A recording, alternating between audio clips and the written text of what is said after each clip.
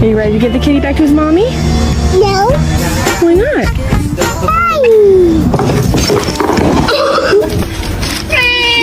That's right.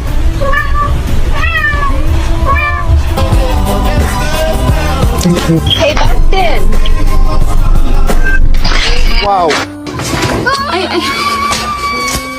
This investigation.